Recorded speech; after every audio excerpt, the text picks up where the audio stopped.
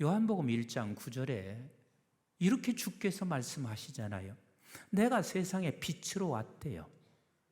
그리고 내가 세상에 와서 너와 함께 있었대요.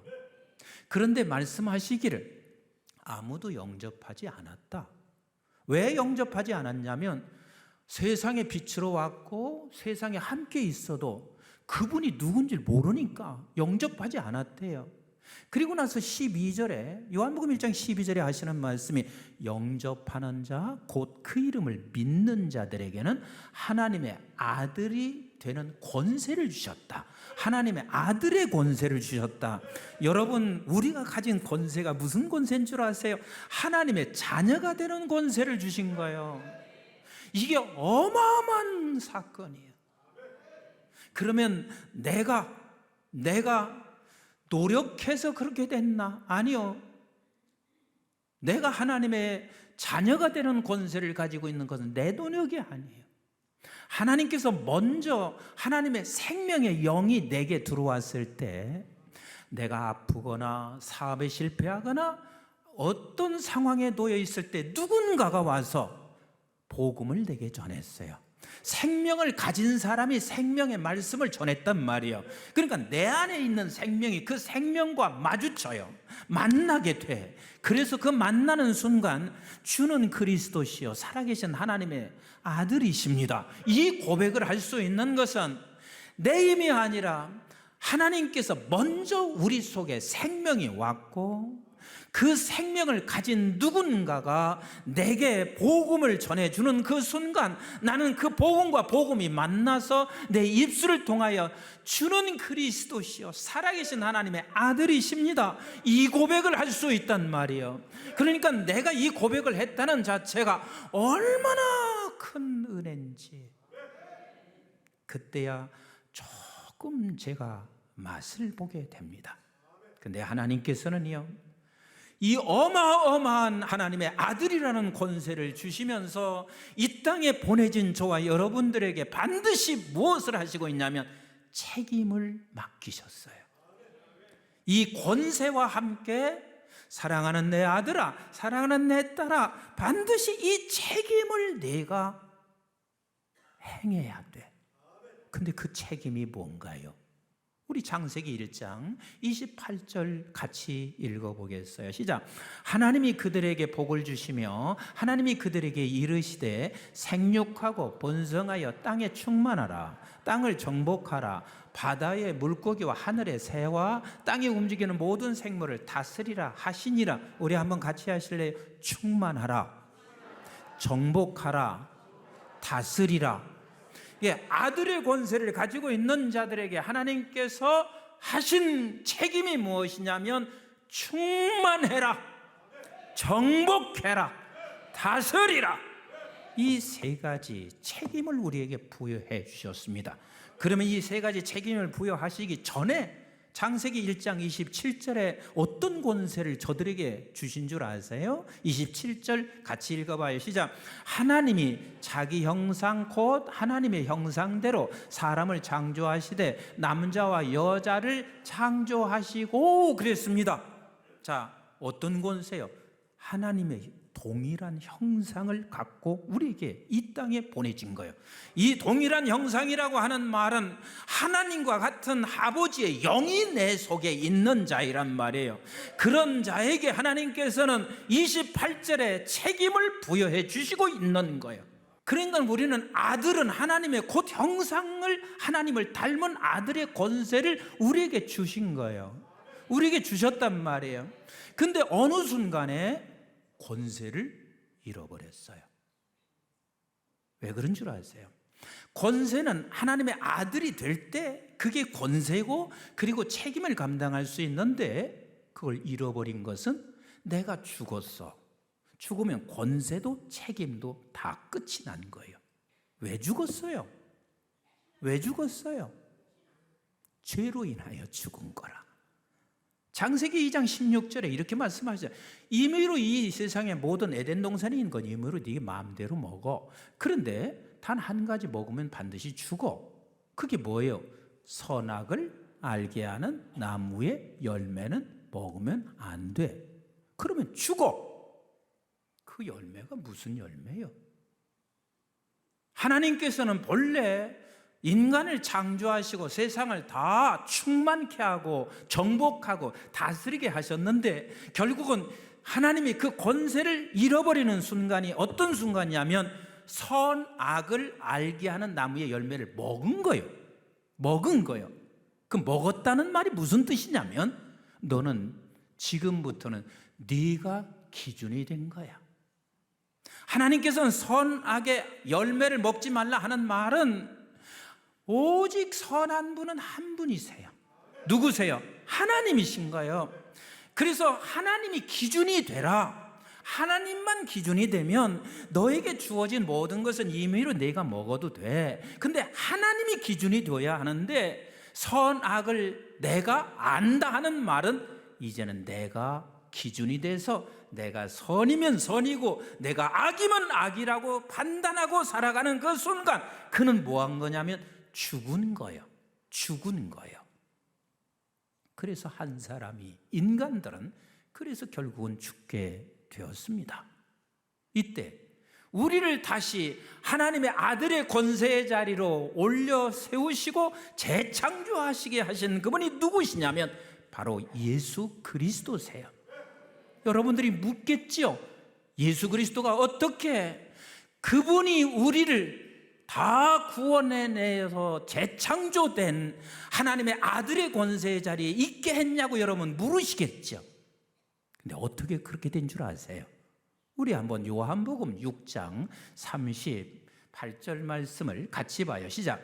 내가 하늘에서 내려온 것은 내 뜻을 행하려 함이 아니요 나를 보내신 이의 뜻을 행하려 함이니라 그랬어요. 자, 주님은 하늘에서 오셨대요. 그리고 누구의 뜻을 이루러 오셨다고요? 아버지의 뜻. 그럼 가만히 생각해 보세요. 모두가 다 죽었는데 어떻게 아버지를 알아? 모두가 다 죽었는데 어떻게 아버지의 뜻을 알아? 그러니까 그분은 아버지를 알고 아버지의 뜻을 아는 그분이라면 누구예요? 죄 없는 하나님이세요. 죄 없으신 하나님의 아들이세요. 그래서 거기로부터 오신 분 아니고는 모든 사람들은 다 죽어 있기 때문에 아들의 권세를 상실해서 아무도 아버지를 아버지로 알 수가 없어요. 그리고 책무를 더욱더 알 수가 없어요. 근데 그분은 하늘에서 오신 분이기 때문에 하나님을 아셔, 아버지의 뜻을 아셔요. 그래서 그분은 하늘에서 오신 분이 확실한 거예요. 아멘이신가요? 근데 그분께서 이 세상에 오셔서 아버지의 뜻을 이루는데 하나님이면 그냥 간단하게 이루면 될 텐데 그 아버지의 뜻을 이루는데 보통 고민하신 게 아니에요. 그 십자가 앞에서 그분 밤새 기도하셔요.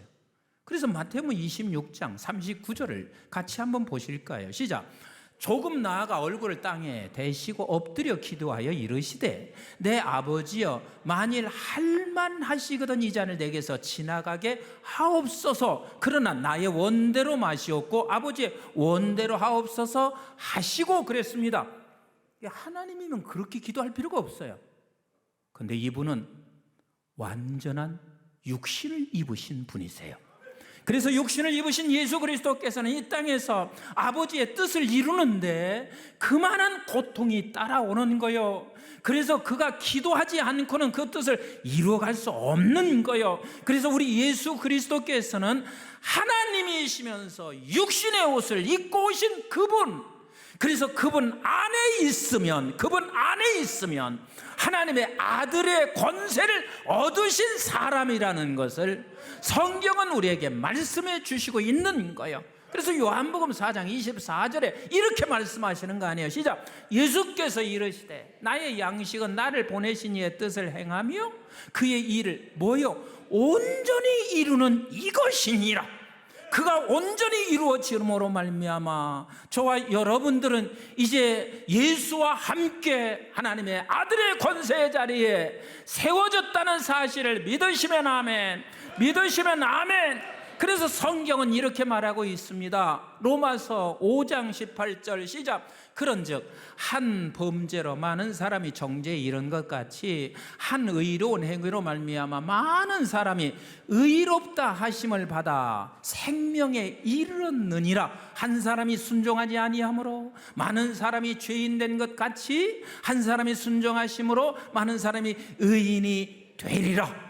즉 아담의 한 사람의 불순종으로 말미암아 모두가 다 아들의 권세를 상실했고, 그리고 하늘로부터 오신 그 아들의 순종함으로 말미암아 우리 모두가 다 의의 백성이 됐어요. 어떻게요? 고린도전서 15장 21절 같이 볼까요? 시작. 사망이 한 사람으로 말미암았으니 죽은 자의 부활도 한 사람으로 말미암는도다. 아담 안에서 모든 사람이 죽은 것 같이 그리스도 안에서 저와 여러분들은 그리스도 안에서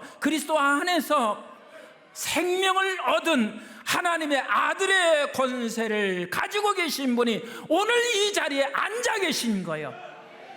이게 얼마나 행복이 깊은지 아세요? 이게 얼마나 놀라운 사실인 것을 아세요? 그래서 저와 여러분들은 다시 이제는 그 권세를 다시 가진 저와 여러분들, 재창조된 저와 여러분들은, 이 생명을 가진 자들에게는 주께서 이렇게 말씀하시잖아요. 이게 창세기 1장 28절은 마태복음 28장 18절로 20절 말씀을 가지고 같이 병행해서 볼 수 있어야 돼요. 마태복음 28장 같이 한번 18절부터 보실까요? 시작. 예수께서 나와 말씀하여 이르시되 하늘과 땅의 모든 권세를 내게 주셨으니 믿으시면 아멘. 믿으시면 아멘. 하늘과 땅의 모든 권세를 가지고 계신 그 주님과 함께 우리는 그 안에서 하늘과 땅의 모든 권세를 가지고 계신 분들이세요.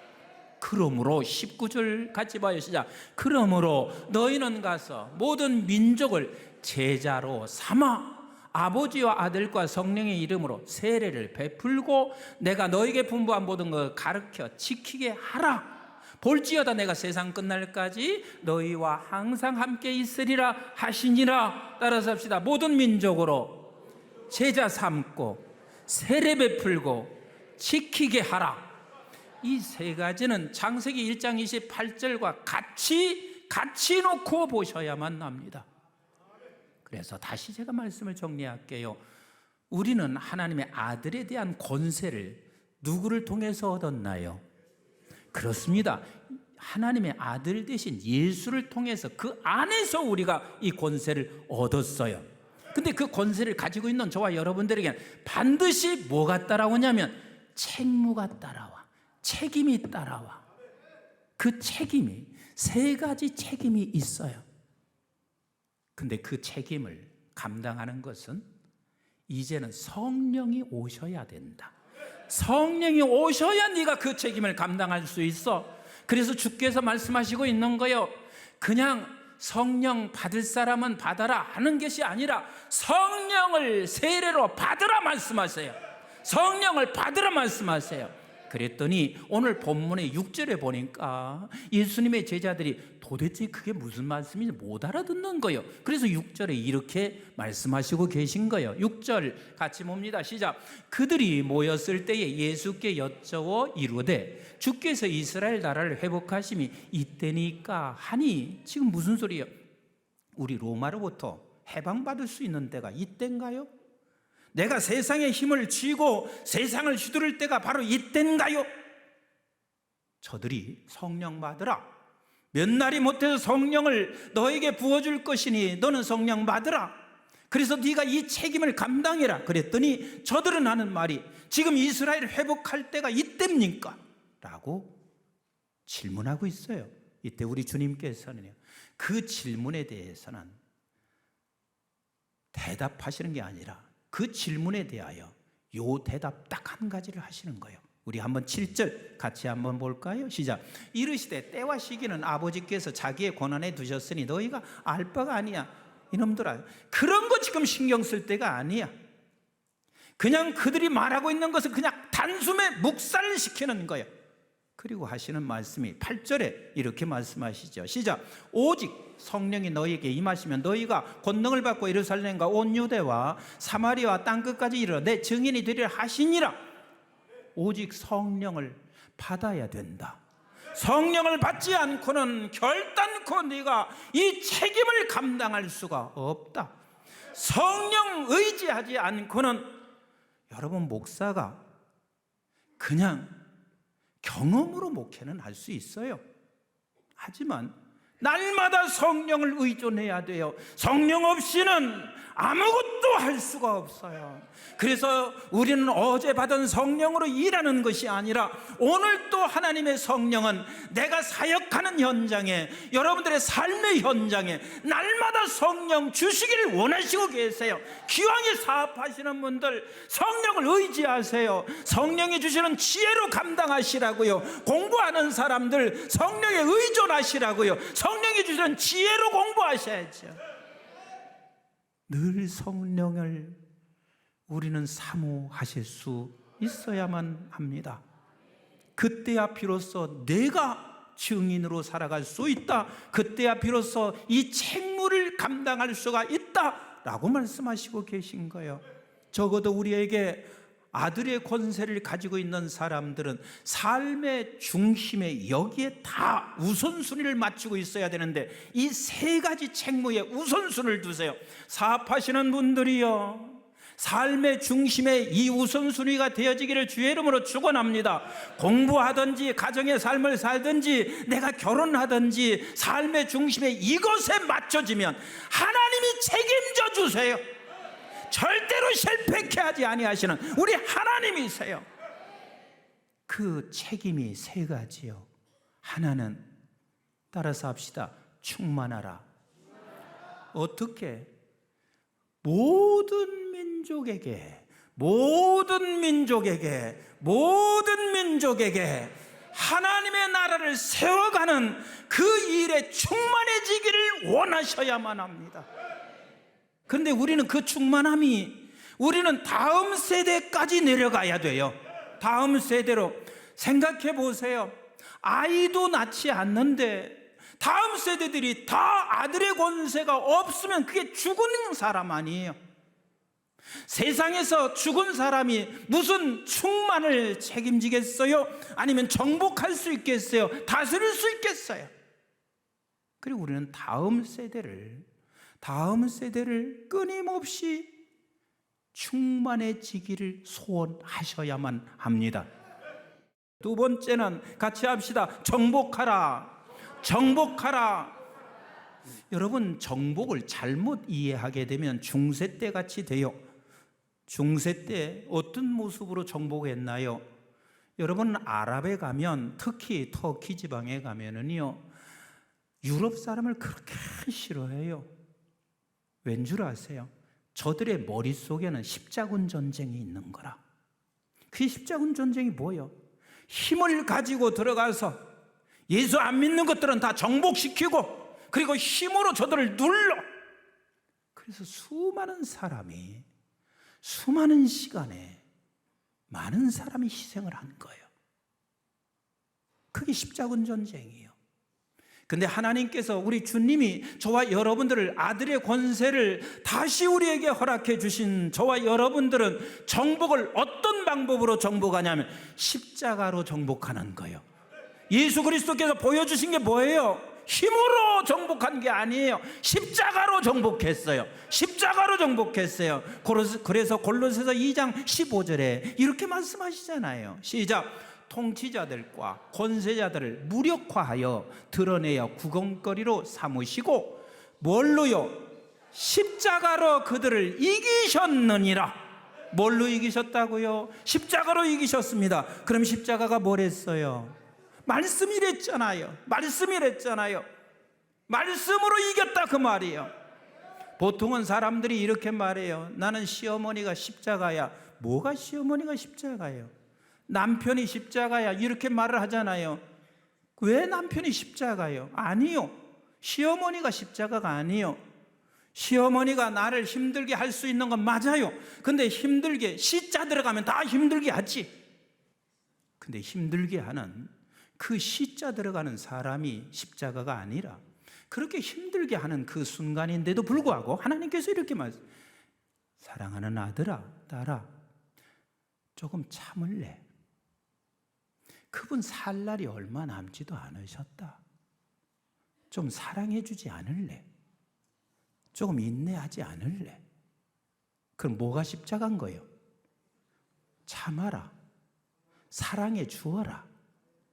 이게 아버지의 말씀이란 말이에요. 그러니까 말씀이 십자가에서 그 십자가를 짊어지고 갈 때 그때야 비로소 어떤 일이 일어나냐면 이기는 역사가 있는 거예요. 그때야만이 비로소 정복하는 거예요. 우리는 생각할 때 말씀대로 따라가면 내가 죽는 것 같지 아니라니까. 예수님이 보여주셨잖아요. 죽는 것 같은데 본인도 부활하시고 우리 모두를 그 안에서 살리는 놀라운 생명이 그 안에 있잖아요. 그래서 정복은 십자가로 정복하는 거예요. 그리고 세 번째, 다스리라. 다스리라. 여러분, 다스리는 것이 너무 많은 그리스도인들이 이 싸움에서 져요. 내가 힘을 얻었어요. 담임 목사는 교회에서 최고의 힘을 얻은 사람이나 마찬가지예요. 그러니까 내가 다스리기 위해서 이럴 수 있어요. 나를 좀 힘들게 하는 사람은 그냥 딴 교회 가세요. 여기는 지금 내가 목회하는 곳이니까 힘들게 하지 말고 딴 교회 가세요. 이렇게 말할 수 있죠.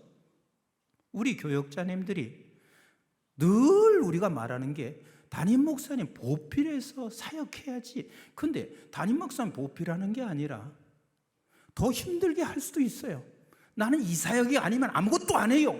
그러면 내가 이렇게 말할 수 있어요. 담임 목사가 힘이 있으니까 딴 교회 알아보세요. 당신이 원하는 곳에 그냥 가서 사역하세요. 그건 점잖게 말하는 거죠. 내일부로 당신은 우리 교회에서 끝입니다. 이렇게 해도 누가 말할 사람 없어요. 하나님은 그런데 그렇게 다스리는 게 아니에요.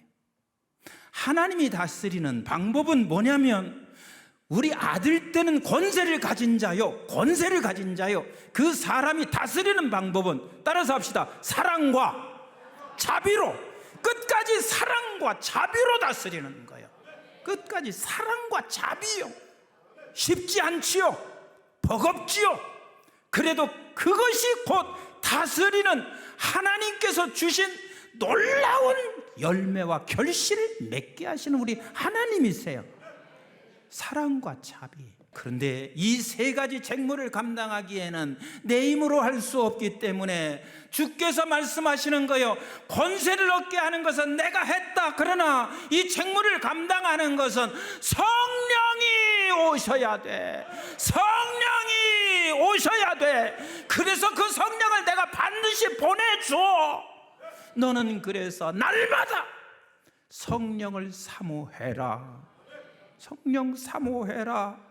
여러분 10수년 목회하고 설교해 보세요. 그러면 얼마든지 성령 사모하지 않고 설교할 수 있을까요? 없을까요? 얼마든지 있어요.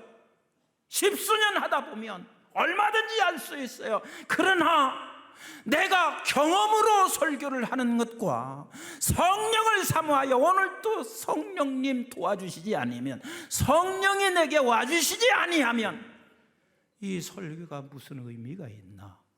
이것을 알고 성령님 도와주세요. 성령님 충만케 해주세요. 이것을 날마다 사모하라. 이것을 구하라. 주님은 말씀하시고 계신 하나님이십니다. 말씀은 정리할게요. 저와 여러분들은 하나님의 아들의 권세를 예수 안에서 얻었습니다. 예수 안에서 얻었습니다. 예수 안에서 얻었습니다. 그러니 너는 세 가지 책임을 감당해라. 충만하라. 충만해지길 소원하셔야 돼요. 그리고 정복해라. 정복해라. 무엇으로? 십자가로. 다스리라. 무엇으로? 사랑과 자비로. 그러나 이 모든 것을 줄 수 있는 분은 성령 하나님이십니다. 성령을 늘 사모하며 저와 여러분들을 통해서 하나님의 나라가 충만해지고 정복하며 다스려가는 귀한 은혜가 있게 되기를 주의 이름으로 축원합니다.